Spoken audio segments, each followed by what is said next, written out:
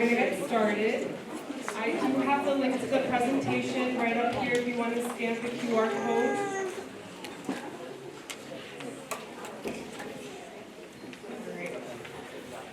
Alright, so good evening. It's a pleasure to see so many new faces and some familiar faces here at Westhill. We know that the transition here to high school is a major milestone, not just for your children, but also for yourselves, for the parents. Our goal this evening is to provide you with some resources and information here at Westhill. We are committed to working alongside you to make these next 4 years successful. So thank you very much for joining us this evening, and we're going to get started. So first of all, I'd like to introduce our administrative team here at Westhill. So the first person we have up is Mr. Principal Michael Rinaldi. Unfortunately, he's not here with us right now. He is at a special board meeting at the Government Center, but he did send a video message for all of you, and I will play that shortly. The next person that we have up is Mr. Peter Rinaldi. He is the current 9th grade administrator and also overseeing 11th grade. My name is Amparo Fabre. I am currently overseeing 9th and 12th grade multilingual students.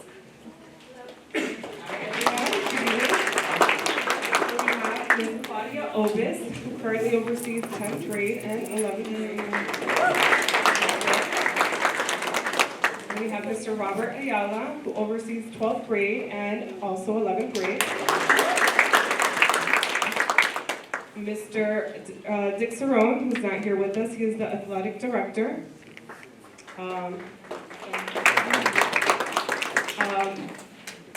Nicole Morse. Right over there. She is one of the MTSSs, and Tanya Small, who's not here with us tonight. She is also another MTSS here at Westhill. And we also have Raina Simmons. She is the And now we have a message from Mr. Michael Rinaldi.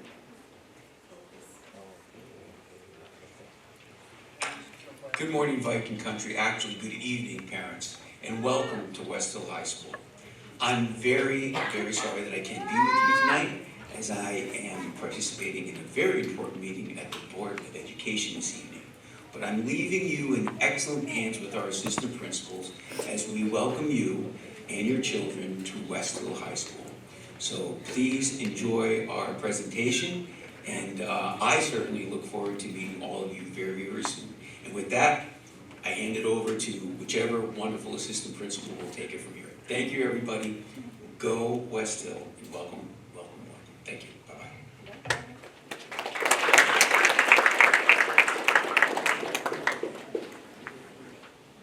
All right, and so I hand it over to Mr. Peter Rinaldi. Good evening. All right, thank you, Ms. Fabre. As you mentioned, my name is Peter Rinaldi. I am the current freshman administrator at Westhill High School. Welcome, parents. We are really excited to have you here. We wanted to start with the slide that you see behind me because it provides sort of a general overview of the principles that underlie our freshman program. 125 Roxbury Road has always been and will always be Westhill and proud, all the time. Okay? And what does that mean for our students? Like, what does it mean to be Westhill and proud for our students? Okay? The P is purposeful, right? When our students come here, we want them to act intentionally and in a way that is thoughtful and just really have purpose to decisions that they make every day. The R is respectful. We want students to be respectful of themselves, of their peers, of their teachers, of our school. The O is on track, and I'm going to come back to on track at the end because it is the most important one, so just stay tuned for that one. The U is united. Each day we come together as united as Vikings to help each other out, to look out for each other, to share in each other's success. And the D is driven, and driven not in a way that undermines the other things that I just talked about. Driven in the way that we put our best effort and our best foot forward every single day here, no matter what challenges we might face. We're driven each day to succeed. So let's come back to the O here for a second. Ninth grade is all about being on track. You will consistently hear throughout the ninth grade year, are you on track? What does it mean as a ninth grader to be on track? It means that you have 90% attendance. You cannot, I can't say this enough. You cannot succeed if you are not here. There is an unrefutable direct correlation between attendance and grades. You have to pass at least 6, you have to get at least 6 credits. You need 6 credits to become a sophomore. You should have 0 suspensions. Okay? Suspensions only detract from your mission, your academic success. And you should strive for B's or better. You should really strive for B's or better. And guys, the data is irrefutable. Students who are on track during their freshman year and at the end of their freshman year, almost unequivocally, go on to succeed throughout the rest of their high school years. Okay? The habits of mind, the discipline, the strategies that they learn in ninth grade, if they work hard to master them, those will serve them throughout all of the rest of their high school. Okay, so we take on-track programming very, very seriously.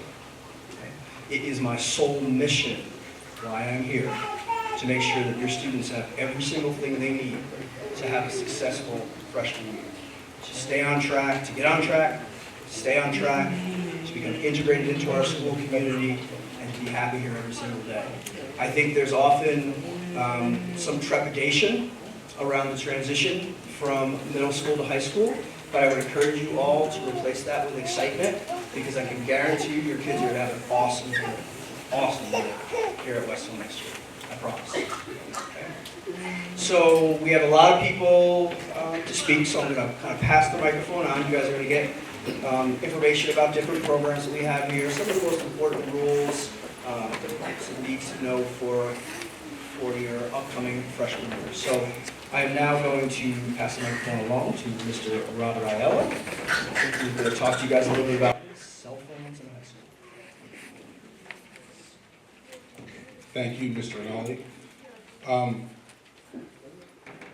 This is by far, when used right, the greatest thing ever invented. The world in your hand, right? Everything you ever want, you can look up right here on your phone when used properly. Unfortunately, in a school setting, this becomes more attractive many times than this.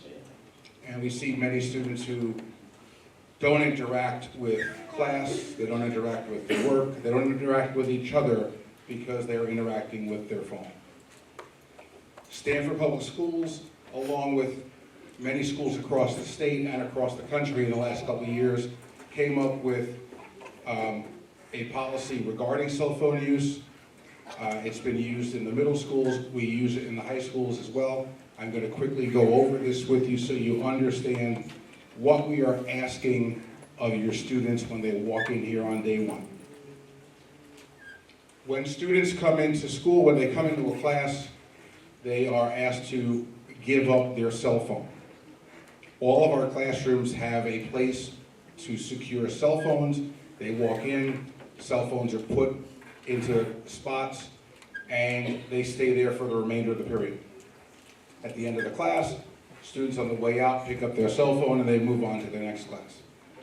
If that's done, the conversation ends, everything works perfectly, okay? If there are problems with that, if students refuse, if students abuse, if students don't follow the policy, then under the rules of Stanford Public Schools, we wind up with consequences. Obviously, nobody wants to face the consequences. Confiscated phones, messages to parents, pick up your phone at the end of the day. A second time is parent phone call, parent needs to come pick up the phone, and that becomes the nuisance over and over again until that message gets out, okay? We've been very good this year in that the number of times we're having to do that has gone down as people have become more and more used to the situation and the rules, okay? So understand we take it seriously. We want your students to be engaged with the people in the room, with the lesson and the teaching going on in the room. And we do everything we can to drive that. And obviously regulating cell phones is a huge issue for us, and that's why we do it.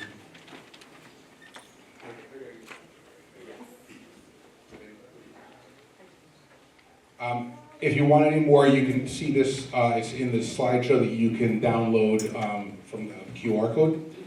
And coming up next is Dr. Nicole Morse, who's one of our MTSSs. Hi guys.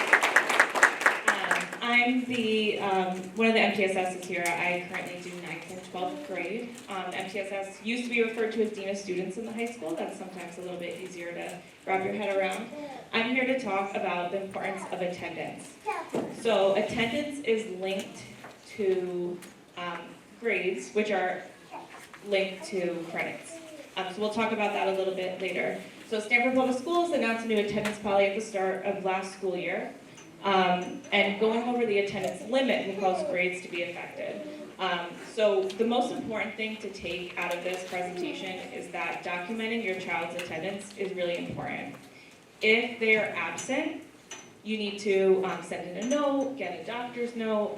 There is a form that is on the Westhill website, and we do have signs all around the school, in like the counselor suite, in the offices that have a QR code.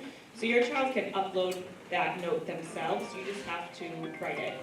So on our website, there's a lot of really great information about what is considered an excused absence and what is not. But anytime your child is sick, you don't have to go to the doctor, but you can write a handwritten note with a signature, and their absence will be coded differently. Unexcused absences can impact grades, and students will get something called an AGR, which is called attendance grade recovery, and they'll have to do something to get their grade back. So it's just important to document all the attendance because we want to make sure that kids are in school when they need to be in school. And that's it. So the next, and if anyone has any questions, I'll be here afterwards because attendance gets a lot of questions. But the next person I have to introduce is Ms. Claudia Obes.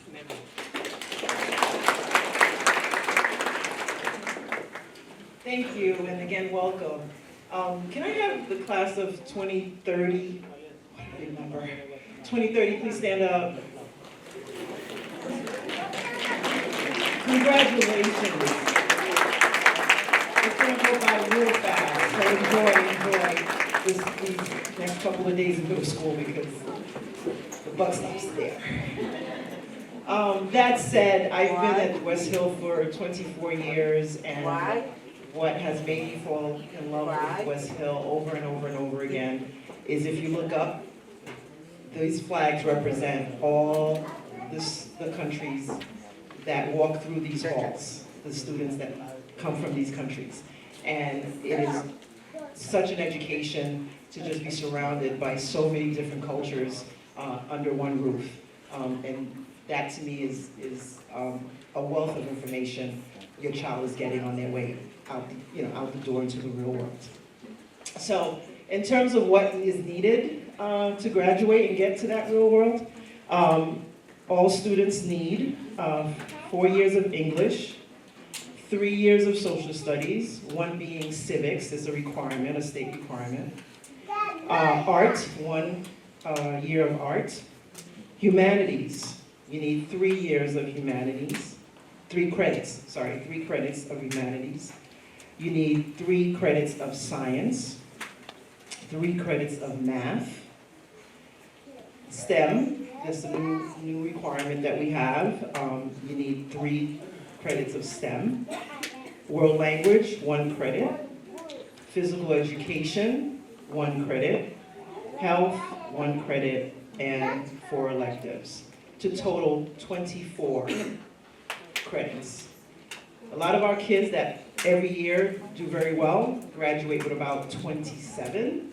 So there's some wiggle room there to if a kid has a bad year or something. But it's 25 total to graduate with those particular requirements. to become a 10th grader, which is our aim when we walk into the door as a 9th grader, is to become a 10th grader, a sophomore, you need 6 or more credits. 6 or more, these are minimum. To be promoted to the 11th grade, you need 11.5 credits or more.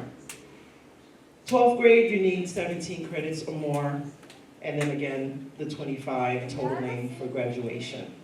And again, it goes by really fast, ladies and gentlemen. So we're gonna start good, as Mr. Rinaldi stated, freshman year. So as the years go by, we don't have any hiccups. It's to start strong, your freshman year.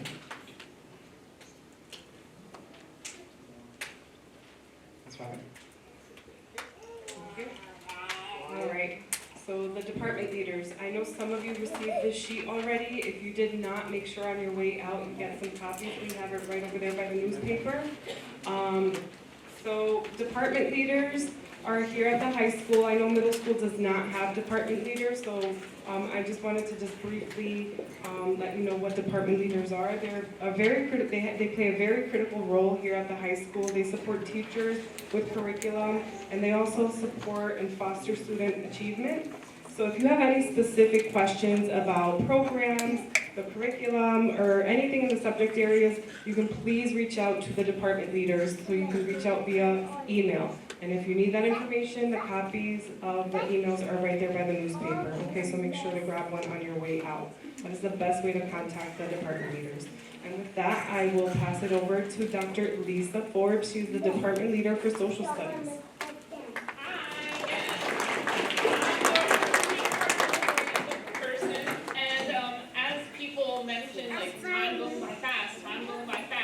As I handed out your papers, I had flashbacks to when I delivered the Advocate in Stanford. And now I know the younger people, you did not probably have that opportunity like I did to get paid to deliver newspapers. But how about the parents? Anyone in here also? Yes, I have, quite a few also fellow male paper carriers.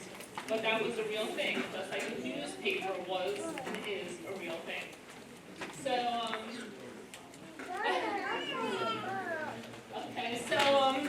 I would have to disagree with Mr. Ayala. We're both social studies teachers, and when I think of what's in your palm of your hand, I think life was better before you had all that information in your hand. And the beauty of social studies as a discipline is that we teach, you could have a different opinion, but why do you have it? So debate, discourse is center to the teaching of social studies.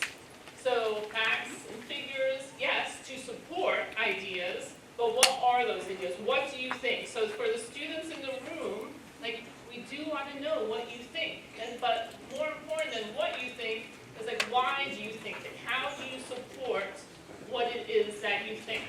And that is pinnacle to the teaching of social studies. On this slide, it'll have 3 additional documents that tell information about social studies. One is our scope and sequence. So it tells you the courses and what order that you take them. In 9th grade, you take either AP Human Geography or you take World History. If you're unfamiliar or you have yet to hear about AP Human Geography, the second link tells you about it. We have 8 different social studies courses which are AP level. If you go onto the link, it gives you safer questions, it gets you familiar with what it is. So if you have not heard of it yet, please, it's not too late to switch to AP Human Geography if that's something that you are interested in. As a 9th grader, majority of 9th graders for social studies just take either AP Human Geography or World. You can also take an elective of World Geography as an additional social studies course. This year, we have one student who's taking AP Microeconomics in addition. So if there's something unique about your child's schedule or a question you have, like is it possible to take this in addition, once you get here or even before, just please contact me. The other thing I'm putting in your ear right now is UConn. You have the opportunity to earn 21 UConn credits through just social studies. Not in 9th grade, but something to put in your head for future classes. That information is there. So how does either AP or EC, how does that help you? So I have a niece who graduated here 2 years ago. She started college with 38 credits already completed. And 38 credits equals over a year of college done. And one of her friends just graduated in less than 2 years because she started college with so many credits from Westhill. So that obviously is not for everyone, but that is an option for you. And if someone is motivated to do that, it is available for you. And that's all I'm saying. Contact me if you need anything. Thank you.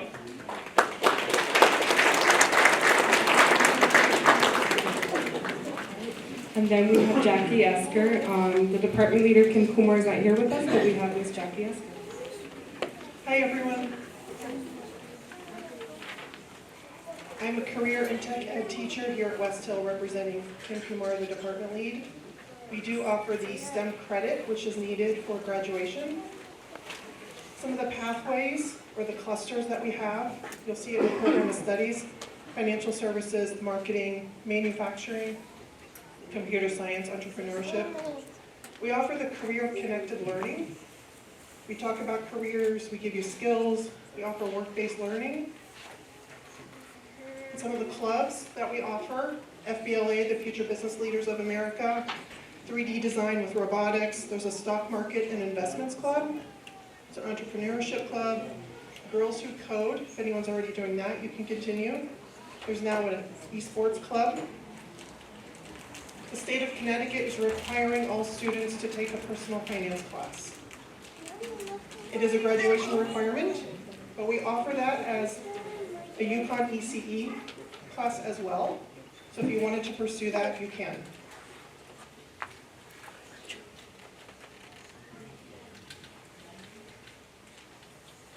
Personal finance is for 11th and 12th graders. These are the classes that we recommend the freshmen take. There's a lot of possibilities here. Career pathways, introduction to business. So this QR code,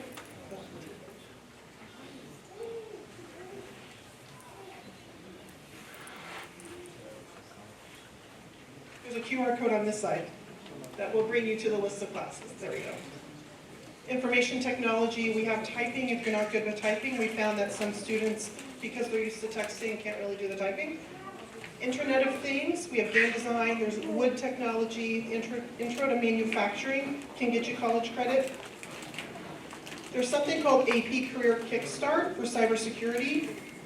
AP Career Kickstart is a new program through the AP College Board, and there's an AP business class, but that's not yet for freshmen, that's for the upperclassmen. So something to look for if you're interested in AP. The cybersecurity, Python, web design, we offer a lot of classes, very diverse.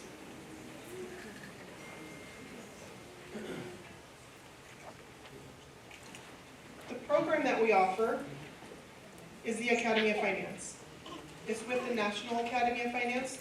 You can use this to get to more information. We recommend the freshmen take computer classes to free up their schedule for the next 3 years. As a freshman, you apply in March. So the current freshmen are applying for the Academy of Finance. It's an honors program. Sophomore year, they take accounting. Junior year, it is personal finance, an honors class, and banking and finance. And then senior year, it's a global business class and a business economics class. In those 3 years, the students have to do between 60 and 80 hours of work-based learning. It's an internship, and we prefer that it's paid. It's separate from the senior internship experience, if you've heard of that. But I just wanted to mention with this program, the biggest piece is the internship opportunity.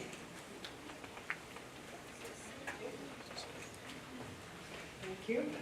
And now we have Denise Grant, who is our department leader for multi-languages. Multilingual learners, sorry. Change the name every year. So it's gone from English learners to multilingual learners. We have 4 levels of ESL support that we offer students who are learning English as a second language. Students who take these courses in 9th and 10th grade can earn English credit. So some of your students on their course request might just have an ESL class and not an English class. So if you have any questions about that, please contact me or your ESL teachers at your middle school.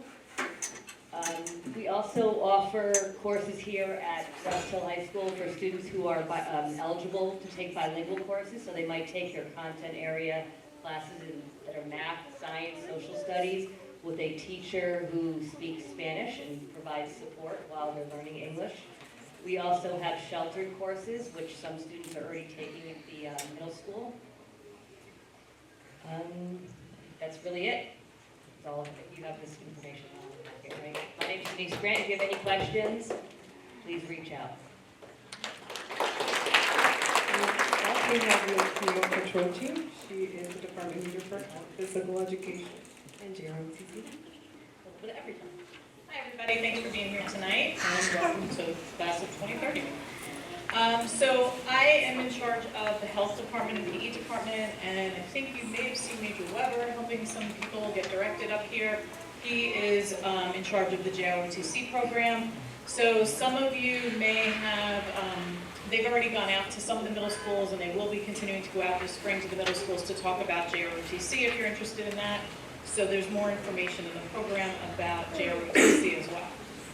So as Ms. Ovis explained, the graduation requirements, health, it has a 1 credit requirement for graduation, and PE has also a 1 credit.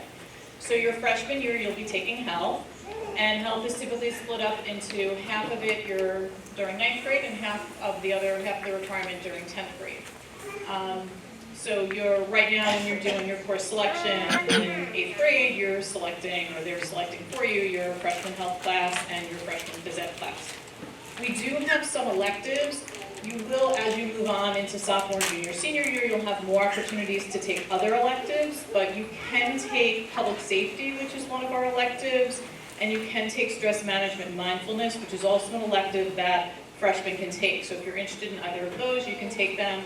The other electives you'd be able to take as you go on into your sophomore and junior and senior years. I will mention our pathway programs because they're pretty unique. They are unique to Westhill. We have the healthcare occupations pathway and we have the public safety pathway. So these are programs, actually with public safety, you can get started freshman year by taking the introduction to public safety. And then by your senior year, junior and senior year, you can actually get into the EMS program. The healthcare pathway, for any of you who may think that you have a future in working in the healthcare systems, you may want to take some of those classes. Most of that will get into your junior year, but we do have a CNA program, which is a Certified Nursing Assistant program. This year is our first year where we have 24 seniors that are graduating as Certified Nursing Assistants, which is pretty incredible, because that's a pretty unique thing to be able to do before you even graduate high school. So that's a nice opportunity down the road if any of you are interested in going into healthcare. For physical education, 1 credit is required, so you will take PE 9 as a freshman, and then you have all these other options of different PE classes that you can take, 10th grade, 11th grade, 12th grade. If you like to get in the pool and swim, we can do that. If you like racket sports, you can do that. If you like cooperative games, if you like dance, yoga, we have a ton of selections, so you will have the opportunity to select something that you'd like to take as you move on. We do have a fitness center and a weight room, so you can take classes in there, and you'll have all those great opportunities that you can select to take starting in 10th grade. And then, as I mentioned, we do have the JROTC program. This is a program that lasts all 4 years, so you would be applying to be in that program now for your 9th grade start. And If you have other questions about it, you can reach out to Major Weber, or you can reach out to me and I'll put you in contact with them. And if you are interested, you'd be signing up for that in your course selection to take JROTC. Other information, just want to mention, we do have intramural programs. So every morning we open up the main gym for students. So some buses get here early. You may have an early bus drop off. I think they already start dropping off at like 6:30 in the morning. And so we have staff that's here, and you can come in and play basketball or soccer before school.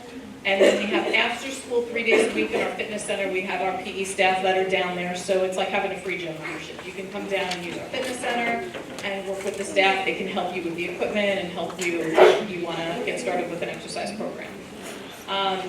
You will get more information from our athletic director, Mr. Cerrone, about he'll be having a freshman parent night for athletics. So for all information about athletics, he'll be having a whole separate event like this just specifically about athletics. Okay. That's it for me. I'd like to bring in Ms. Blair Roberts, our music director.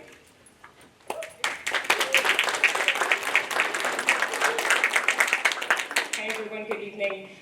First, I just want to start off by thanking every adult in the room for being here with your child. This is step one to being involved in their high school career, and I can tell you that every single adult in this room and every single adult that meets with your child over the next 4 years will appreciate this step one. So thank you for being here. I have a question for everyone in the room. Raise your hand if at any point today, whether it was in a public space, in the car, in your headphones, in a video game, watching a movie, watching Netflix, anywhere today, you heard music. And there is the point. Music is everywhere, right? And I have the absolute privilege to make it my job that any student that comes into a music room here leaves respecting it, honing the power of it, and appreciating it. If you win a state championship along the way, great, it's awesome, right? But we have so many fantastic music ensembles here that even if you've never participated in music before, you can start now. And even if you don't want to get up and perform, you can still be involved in the music department here. So I have a couple FAQs really quick. Yes, you can be in a music ensemble here if you're in Ag Sci, JROTC, Academy of Finance, etc. You can do both. Yes, you can be in a music ensemble here and do sports. You can do both. Yes, you can do music as a freshman. That's it. You can do music as a freshman. Yes, if you can't squeeze band into your schedule, you can do it after school. We're here until a lot late often. There is available time for you to do band after school. People are asking, is marching band required? Because marching band is a big part of what we do here at Westhill. This year, we're piloting a new program. If you would like to take honors band, then yes, it's a requirement because you're being rewarded for all the extra time, all the extra performances, all of the time with world-class instructors outside of myself. If marching band isn't for you, if competing every weekend and traveling halfway around the United States isn't for you, take CP band. You can still play. You can do band in football. You can do band in soccer. That's your solution, right? But there is no reason that any band student from any middle school should ever be told that they can't play in high school. You can, and we found a way, okay? And I just ask that anyone who plays an instrument, please commit to me by August 6th so that I can make sure I have the materials necessary waiting for you when you get here. Can we switch this over? Perfect. Here's the full list of things that we offer. If you don't want to play, if you don't want to perform, we've got digital music production. We've got a class about careers in music. We've got foundations of singing. Don't want to get up and perform in an audience yet? That's okay. You can take lessons right here. We've got piano. We've got music business. We've got digital music production, right? These are all of the other things that you can do within the music department outside of our incredible ensembles, concert band, marching band, jazz band, orchestra, choir, and this one, color guard, indoor percussion. We have plenty of opportunities for everyone to express themselves through music so that you leave honing the power of what you all experienced today at some point before you got here. If you have any questions, or if you want to fill out our interest list so that we can reach out to you, scan the QR. There's another one, we can click forward. And either me or my incredible colleague, Mr. Devin Mitchell, will get back to you and make sure that you have a way to be a part of the music that you heard today and that you'll keep hearing every day. Thanks, everybody. Thank you. Next up, we have Steve Angelo, Department Lead for Special Education, and Raina Smith.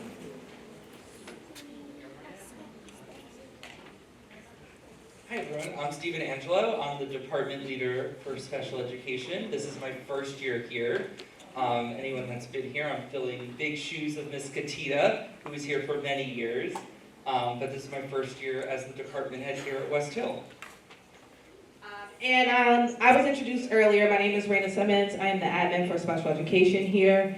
I am incredibly excited to see many of you in the space today. Much of the work that myself and Stephen do is supporting students with disabilities who may have IEPs. We support the teachers who support them, we support the services, we support the programs, and we also support the service providers. More importantly, we support you in making sure that your student feels supported. We are very, very big on collaboration and family partnership. So we put this number up here not just for ha-has, we really put it up here because we care about making sure that we start that communication point early, especially as you're in consideration for courses and classes. And I'll talk a little bit more about that in a second. Ultimately, we want you to know 3 things about our special education program here. We offer individualized services based on need. Oftentimes that is communicated to us with you in partnership with you at our PPT meetings. We support kids through a continuum of services, and I'm going to ask you to hone in there because on the next slide you'll get to see all of the different ways in which kids are supported here at Westhill. In those continuum of services, we always make sure that kids are in the least restrictive environment. We want your kids to really feel supported. We also want to make sure that they have the opportunity to get the best of their learning program. So again, communication is key, but I want to make sure that you're clear on this continuum of services that we share. On this slide here is a number of ways in which we support students.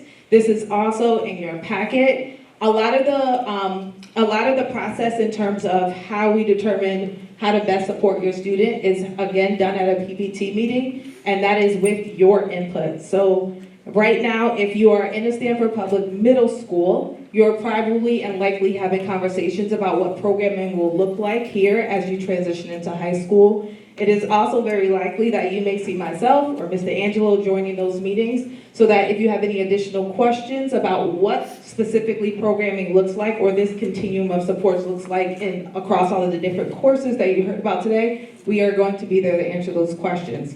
Again, I encourage that you reach out to us because we want to be partners in this work with you, and we want you to feel fully informed as you're making decisions to support your student.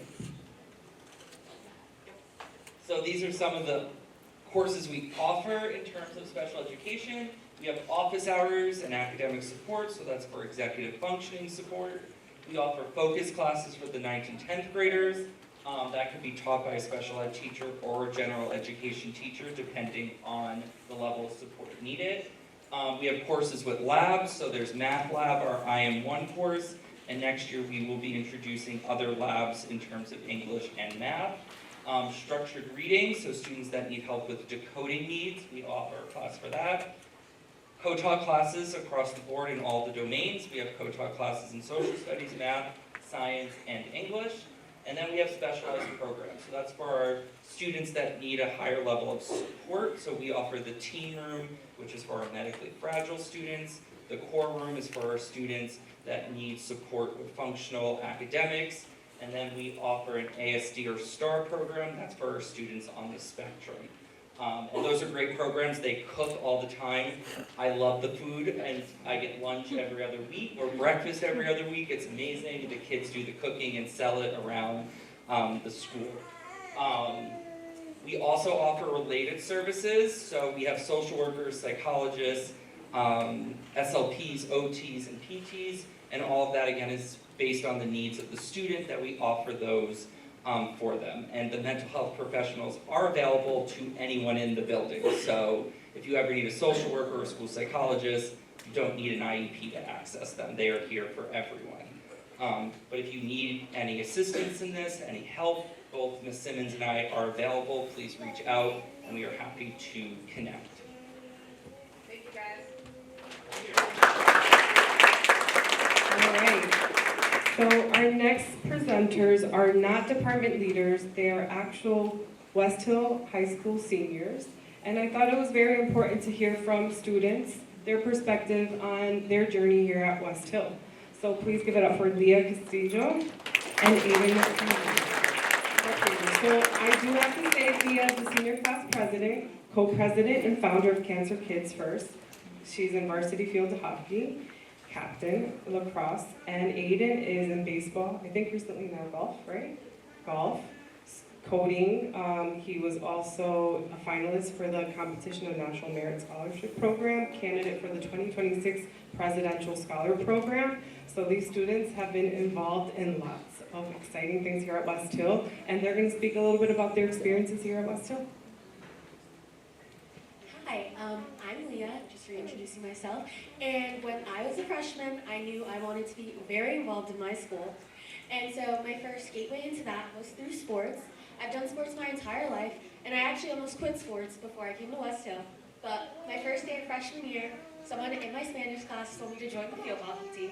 I've never played in my life, and I joined. I had one friend on the team, and 4 years later, I was varsity captain, and I had a great season, and I made some really amazing friends along the way, and I had a great time being involved, wearing my purple and golds. And then, also my freshman year, I decided I wanted to get more involved, so I sent out an email to my guidance counselor, and I was like, how do I run for student body president?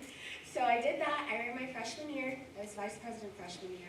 But then I made my way and I ran again, and I've been president ever since my sophomore year, and I've had a great time on the student government. I've worked with a lot of other people. I've had to do a lot of stuff around the community. We plan our prom, so last year I got to plan and attend our wonderful prom, and right now we're very much in the prom planning season, so it's definitely very fun and a great way to be involved in school. I've also just had a great time at Westhill. There's a lot of events and great ways to stay involved. We have our pep rallies, which is one of my favorite events of the year always. And recently we've been having lift-ups. They were raw rad, and that's really fun. It's a fun day where everyone, just dances around and, all that. And then there's also a lot of sporting events. I spend a lot of my time after school at games with my friends, cheering on other teams. And I also, at Westhill, have had the chance to grow and do things that not only were provided for me, but I was able to reach out and start my own club here at Westhill. I'm the co-president of Cancer Kids First. It's a nonprofit organization that works towards creating a more comfortable hospital environment for pediatric cancer patients and their parents. So I've had great work with that, and we've had plenty of toy drives here and fundraisers for that club.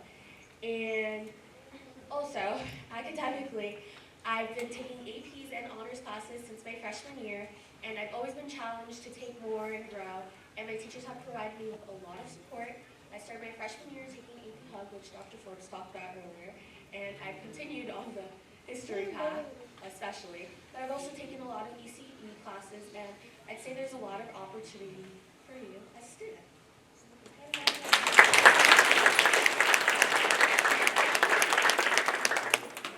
Hi, so my name's Aiden. I'm also a graduating senior this year, and I just want to give some advice on what I think is probably some important things to do as you're coming into your freshman year. First, I want to touch on sporting. So I play golf and I played baseball all up until this year. And the number one thing that I would say is important that you should do as soon as possible is start the final forms for to be able to play sports. Because you have to do it once, it takes forever. You have to make sure you have everything in line. You have to confirm a lot of things, sign a lot of things, and have an updated physical, so make sure you get that done. And I also encourage you here, if you're a parent who plays golf, or if you're a kid who plays golf, to encourage your kid to play golf, because I started my junior year. I wish I started earlier. You get to have wonderful experiences out on the course and all the beautiful courses around Stamford and Fairfield County. So I highly recommend that. I would also say something else that I think is really important for you to do to get involved just in the sporting of Westhill. Follow the sports Instagram accounts.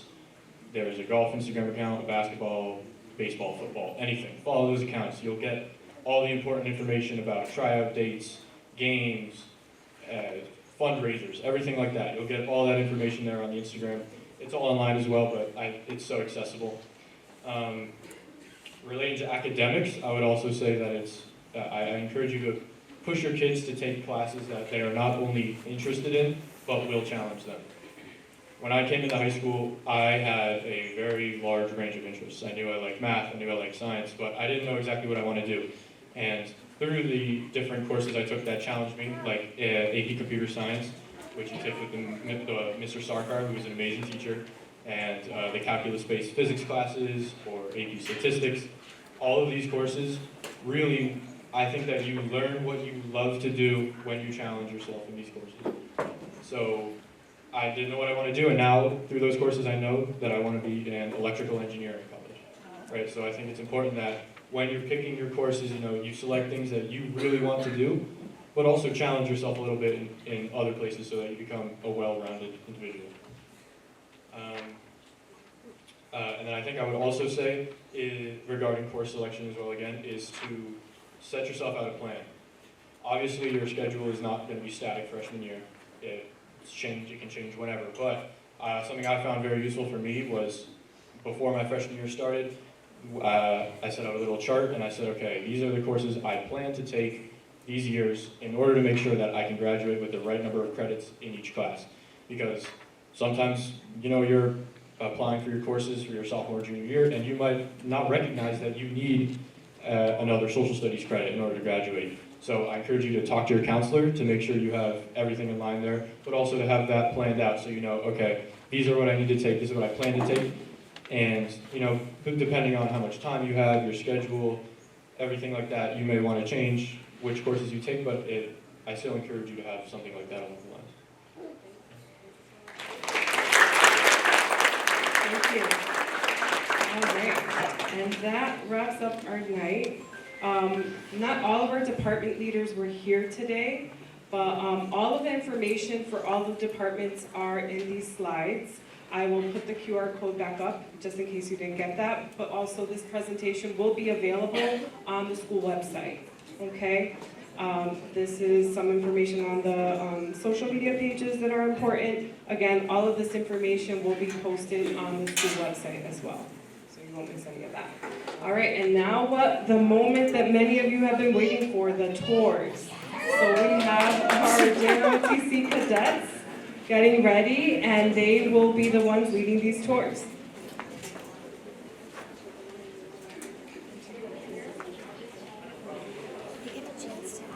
Good evening, everybody.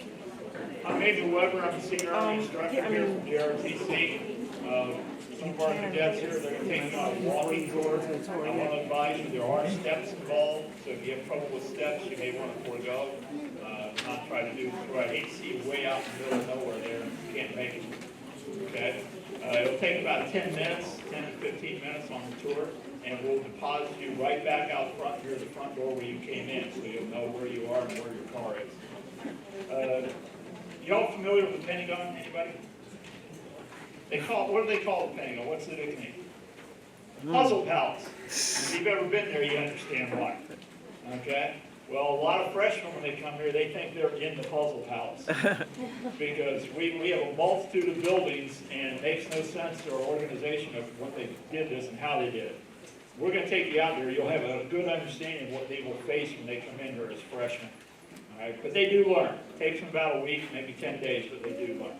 So what we're going to do is I'm going to take you 3 rows at a time, let a couple minutes go by, and then I'll take 3 more rows. So just please stay where you are until I call your row. Any questions? If you want to join the Army, don't see me. I'm not a recruit.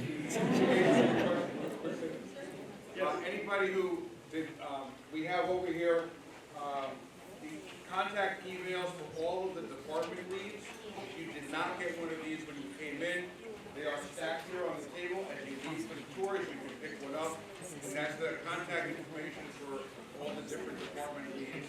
You can reach out to them with any specific questions. Okay? All right, so here we go. First three rows. This one, and this